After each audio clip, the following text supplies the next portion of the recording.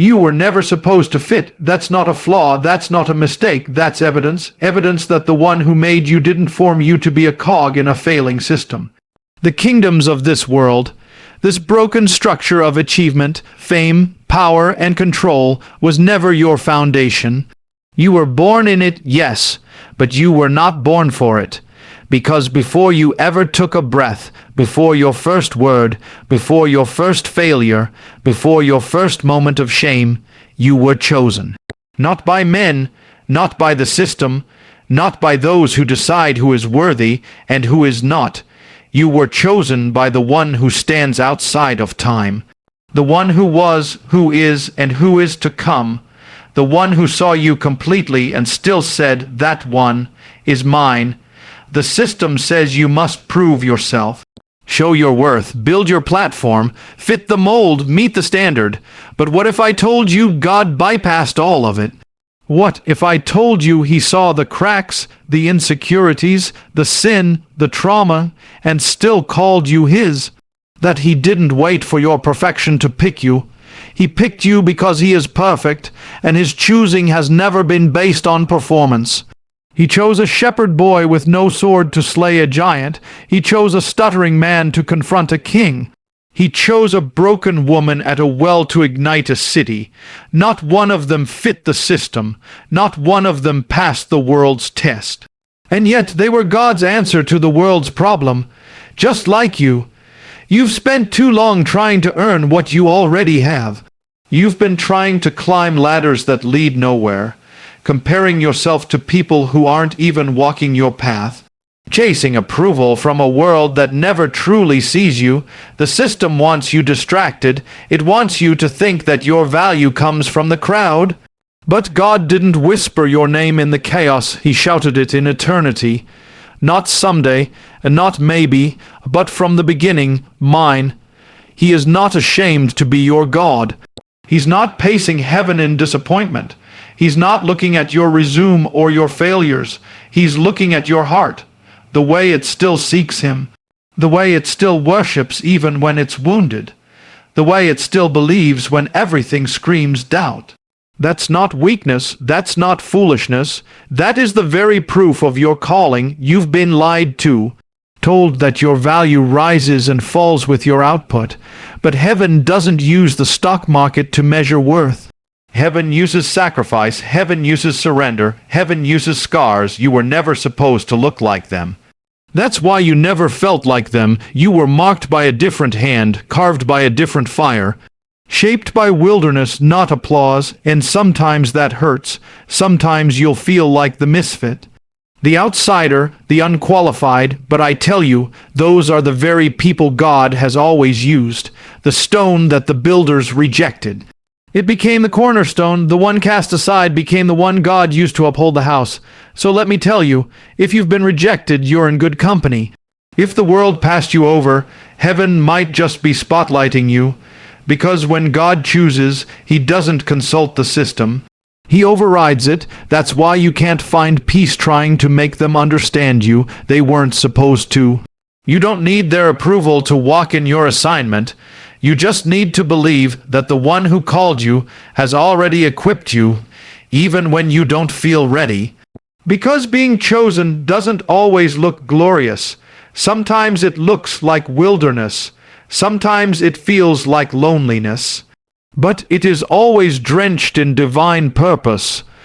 God hides his best in the least expected places, and that includes you.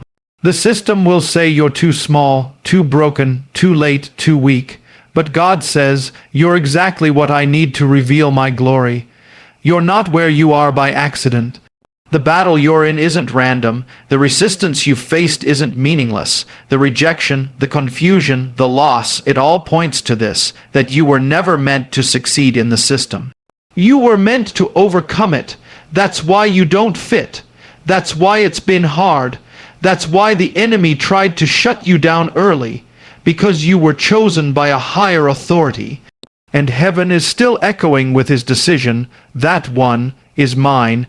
You wonder why it's been so hard, why the pressure doesn't stop, why the storm comes back just when you thought it passed, Why the voices in your mind scream louder the closer you get to breakthrough. It's not random, it's not punishment, it's not failure, it's confirmation. You are being fought because you matter. You are being attacked because you're dangerous to darkness. You are not under fire because you are weak. You are under fire because you are marked. The enemy doesn't waste ammunition on what isn't a threat. He doesn't target what's already his. So if you're in a battle, it means you don't belong to the enemy. If hell has a file on you, it means heaven has a call on you. And if you've been struggling, if you've been pressing through nights of tears and days of silence, then that in itself is the evidence. You carry something hell fears. You think the fight means God is distant. No, the fight means God is close, and the enemy knows it. The warfare is often greatest near the anointing. And many times, the place of your deepest resistance is the very place of your divine assignment.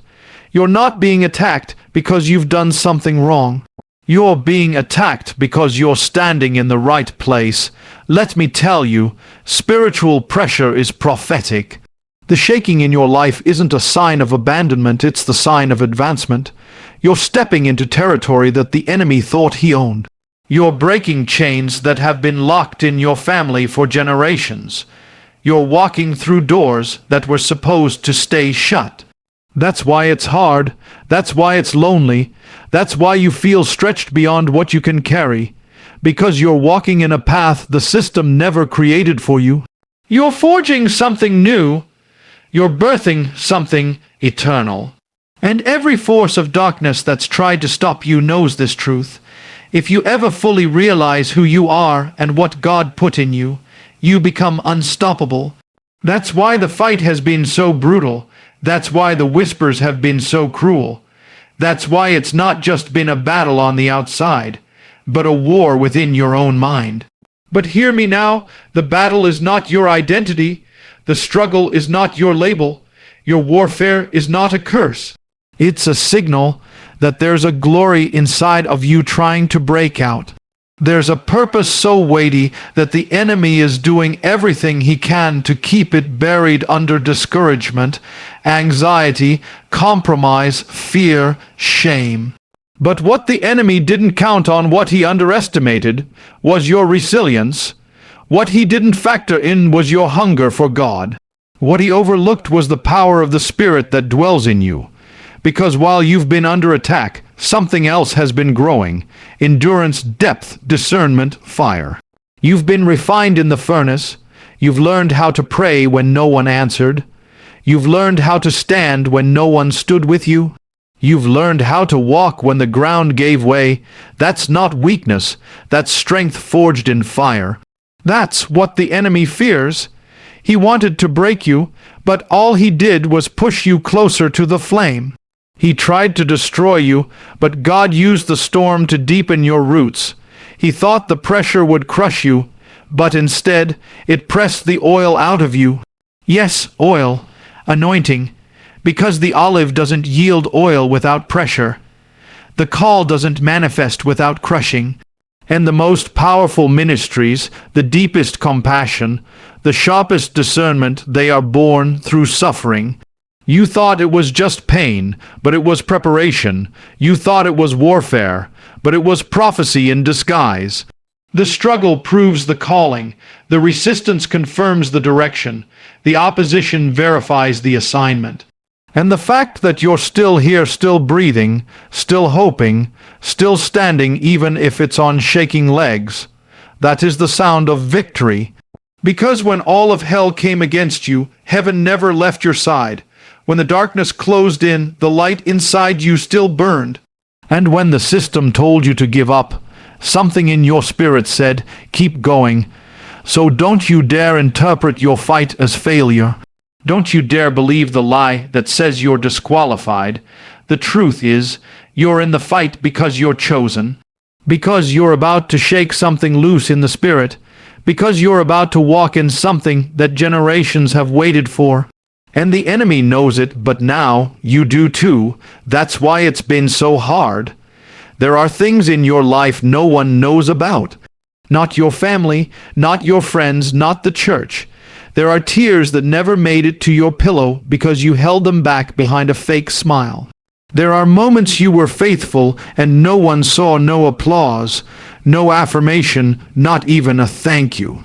But he saw, God saw, heaven was watching, and that's the truth the system will never tell you, because the system is built on visibility.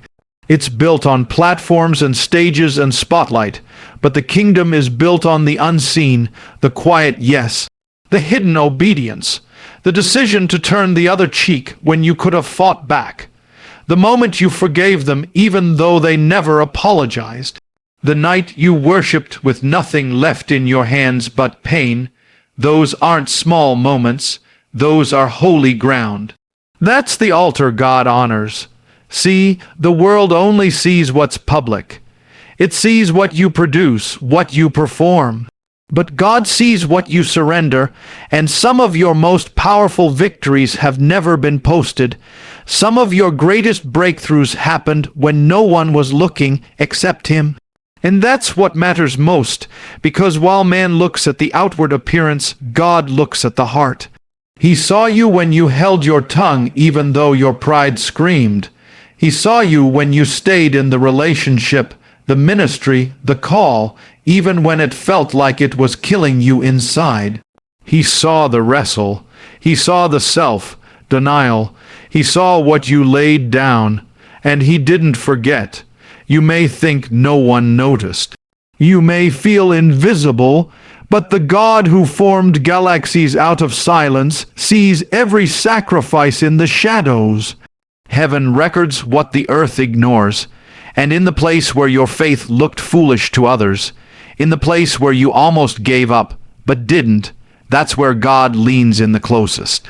Because the system doesn't reward integrity unless it benefits them. It doesn't honor hidden battles unless they can exploit them. But God is different. God walks through the midnight of your soul and calls it beautiful. He watches you cling to Him in silence and says, "That one knows me." Do you think David's faith began when he stood before Goliath? No, that was the stage. That was the visible moment. But the real battle, that was in the field, alone, forgotten, with nothing but sheep, stones, and songs. And that's where God anointed him. That's where the oil flowed. Not in the palace, not in front of crowds, but in obscurity. And it's the same with you. Some of the most precious oil of your life is coming from moments no one else even knows happened. The rejection you endured, the trauma you didn't let define you, the night you prayed for others while your own heart was breaking. That's the kind of devotion that shakes eternity. Let me tell you this. The secret place is not empty. It is not pointless. Every unseen act of faith is a seed. Every time you chose holiness over comfort, truth over compromise, love over revenge, that wasn't weakness. That was the Spirit of God alive in you. That was legacy being written when no one else was reading. You don't have to broadcast what God already blessed. You don't need a platform to prove your faith. You don't need applause to validate your obedience. You just need to know this. He saw it all. He saw the moment you chose purity in a world of indulgence. He saw the job you didn't take because it meant selling out your calling. He saw the people you helped without ever tagging them in a post. He saw the prayer you whispered in a hallway. He saw the worship that came from a crushed heart, and He didn't just see it. He honored it, He remembered it. The world may forget your name, but heaven never will. You see, the true test of character isn't how you live when everyone's watching. It's how you live when no one is. It's what you do in the wilderness when no one's affirming you, no one's cheering you on, no one's clapping. And yet, you obey. That's where intimacy is forged. That's where real power is born. Some of the most dangerous people in the kingdom are those who have been faithful in the silence. They didn't chase the crowd, they chased the cloud. They didn't build their identity on attention, they built it on the altar. And because of that, when God raises them up, there's a weight on them. not of ego, but of glory, not of performance, but of presence. And if you've been hidden, if you've been faithful and overlooked, if you've been asking God, "Do you even see me?" this is your answer. Yes, he sees, and he's proud of the war you won when no one was watching. He saw the whole thing. The world has a label for you. It calls you a failure. It says you missed your moment. It says you don't have what it takes. The system takes your broken pieces and turns them into evidence against you. The world tallies your past like a record of crimes, every wrong decision, every fall, every mess you couldn't clean up in time. It tells you that you are the product of your dysfunction. But God says something entirely different. He says you're not the product of failure. You are the evidence of grace. You were never meant to be perfect. That's not why you were called. That's not why he chose you. He didn't wait for you to fix yourself. He came for you while you were still in the mess, while you were still broken, while the wounds were still bleeding and the lies still loud. Grace doesn't come to the worthy. Grace creates worth, and your story, it's not a tragedy, it's a testimony. Every time the system tried to define you by your lowest moment, heaven declared your story isn't over. The world sees your record. God sees your redemption. The world says too late, but grace says now is the time. And this is where you must decide whose voice will you believe.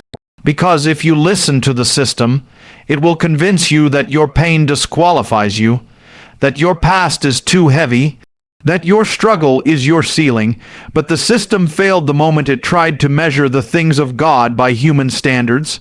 The moment it tried to calculate destiny with earthly numbers, the moment it tried to label you using terms God never wrote.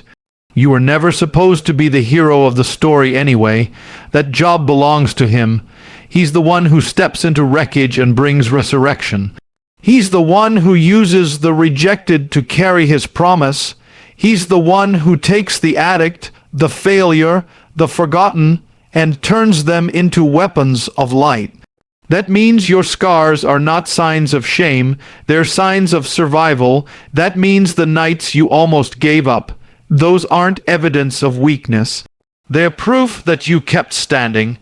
That means your brokenness isn't the end of your usefulness. It's the beginning of your authority. Because there are things you've lived through that no textbook can teach. There's a depth to you that didn't come from sermons, but from storms. There's a fire in your eyes because you've walked through flames. And now what you carry isn't theory, it's anointing. It's real, it's weighty, it's costly. So don't hide the mess you came from. Don't bury the past God already redeemed. You are not here in spite of what you've been through. You are here because of it. You carry a glory that was formed through crushing. A wisdom that only comes from wrestling. A strength that was born in surrender. The system wants you to believe that your mistakes are the headline. But in God's kingdom, the headline is mercy. The headline is restoration. The headline is grace stepped in and rewrote the ending. Look at the people God used. Not one of them fit the mold. Not one of them got it all right. Abraham lied. Moses ran. David fell. Peter denied. Paul persecuted. And yet every single one became a vessel of glory. Not because of their perfection, but because of their surrender. And now it's your turn. You think your failure disqualifies you. No, it humbles you, and the humbled heart is the one God lifts. You think your struggle makes you unusable. No, it makes you compassionate, and the compassionate ones are the ones who carry healing in their hands. You think your brokenness makes you weak. No, it makes you dependent, and dependency on Him is where real power begins.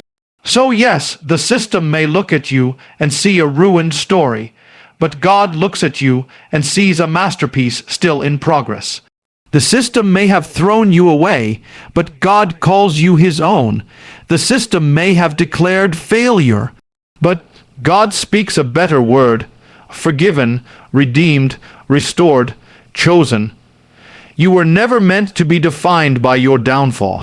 You were meant to be a living, breathing declaration that grace is real, that mercy still reaches, that God still takes what the world discards and builds with it something eternal. So lift your head, not in pride but in truth. The very thing you thought disqualified you has now become the stage for God's glory to be revealed.